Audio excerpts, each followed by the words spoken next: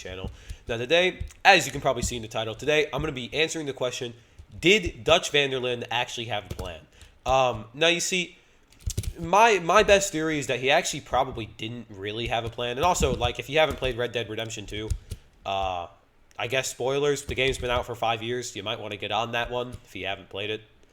But anyway, yeah, so like my best guess, honestly, like my most, I feel like everyone's most popular theory is that he did actually have like, because he does talk about actually like how he actually, and by plan I mean like plan to escape to Tahiti and all that shit, like that plan, or like whenever in each and every time whenever he said I have a plan, you know, talking specifically mentioning those moments as like, was he actually serious, like, or was he just kind of bullshitting? And honestly, I don't think necessarily he was bullshitting, because I think he actually did have a plan. Obviously his plan was to go to Tahiti and live a happy life being mango farmers, as he said. But I also think that if he did have a plan, which he did, obviously Dutch van der Linde is quite crazy, and he was also planning them with Micah Bell.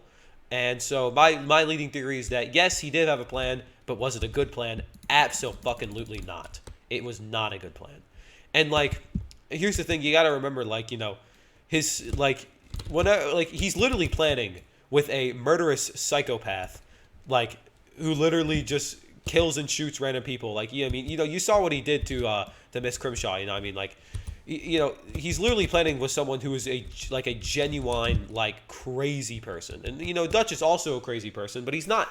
He's a little bit more sensible than Micah in the sense of, like, he actually has slightly better morals, or at least did have slightly better morals. But we have to look at it like this. Dutch really did say, like, hey, I got a boat in line. Like, this guy could practically get us a boat to Tahiti, and we can get the hell out of here. And towards the end of chapter 6, you can actually see his plan and how it actually formed and changed throughout the game. Like, his original plan was just like, we find the boat and then we leave as fast as possible. And then towards the end of chapter 6, he actually is like, okay, let's use rains falls and eagle flies as like a distraction, so the military will then just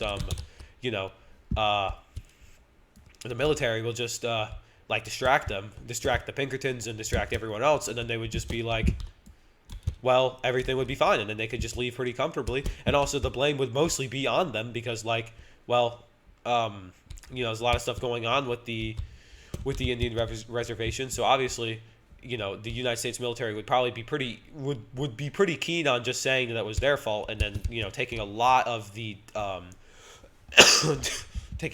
heat off Dutch, which I think was his main plan. But I think after that didn't work out, and everyone just actually died, and then like, by the time he realized, maybe this didn't work out, it actually didn't work out. And he actually was just kind of, fucked. Like, everyone was just kind of dead. Like, especially after the raid on that oil rig, like, everyone just died. Like, I mean, really. And, yeah, he got his distraction. But what did he do after that? Like, betray Arthur and then absolutely nothing. Like, wasn't the whole plan they were supposed to go to Tahiti? Nah, bro. We're not going to Tahiti. We're staying right damn here. The entire plan to go to Tahiti, he just said, nah, bro, we're staying here. You thought we were going to Tahiti? Nah, man, we're just going to go to Florida. Like, I mean, I don't know, because it's just kind of like, it's just kind of crazy how, like, that was, like, literally the whole plan. He literally tells Arthur, hey, man, listen, I got this cool little fun little plan where I'm going to use these poor people who are trying to fight for independence and fighting to fight for their land back, and I'm going to use them as a way to distract the world and take the eyes off of us so that we can finally leave and get out of here. But then, as soon as the distraction is finally done, they still don't have enough damn money. I mean, how much money do they need? I literally donated $4.2 billion to the fucking camp box, and by the end of the game, Dutch just ends up stealing it all. So, I mean, really, what does he do? Did he have a plan? I think he did, but it was a very loose and very bad plan. It was a quite horrible plan, in my opinion. And you can really just see how bad the plan was, especially in Red Dead Redemption 1 when he says he has a plan, but obviously he does not have a plan.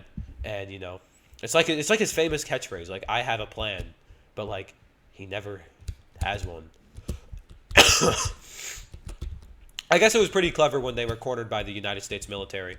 and he jumped off that cliff and did the whole monologue. I thought that was pretty cool, I guess. But I mean, other than that, he didn't do that much. And yeah, I mean, I'm just kind of like, I'm kind of sitting here thinking like, what does he do? You know what I mean? Like, does he actually have a plan? So my best guess to the answer of did Dutch have a plan? The answer is yes, obviously. Like, obviously, he did have a plan. He wanted to go to Tahiti. He wanted to escape. He wanted to go farm and be cool, fun little guys, right? Like, that was obviously his original plan. But like, let's just think about like how horrible that plan is. Just looking at, okay, let's go to fucking Tahiti. Not only do you have to look at, okay, why the fuck Tahiti? Do you know how far Tahiti is? It's like all the way across the Pacific Ocean, or halfway across it. Like, Pacific Ocean's the biggest ocean in the world. That's like at least a month on a fucking boat. Like, come on, Dutch. And Arthur's dying of TB, and he's still keen on. Also, like, his plan never changes whenever Arthur gets TB. And also, he never really gives a shit. Like, he never actually says anything about Arthur's TB. No one actually really says anything about it, like, in a mission except for Charles, right? Because he's a real one. But no one really cared. And it kind of just goes to show, like, how much they're, whatever. We're talking about Dutch's plans, right?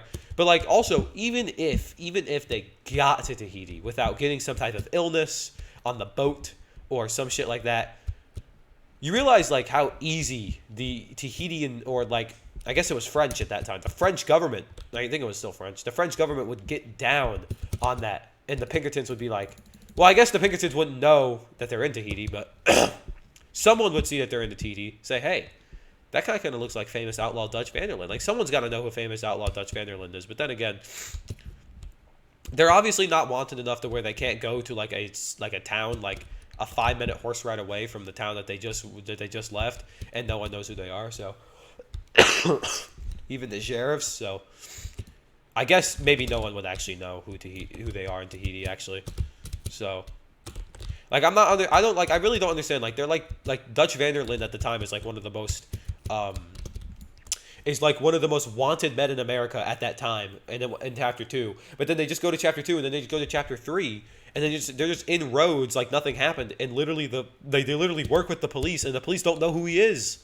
I'm like, how the hell do you not know? He's literally the most wanted guy in the country. How do you not know? That's Dutch. That is not what did he call himself? Something Macintosh. That is not Mr. Macintosh. That is a guy. That is Dutch. Like, I don't know. I just find it crazy how, like, no one knows who they are. So in conclusion, Dutch did indeed have a plan.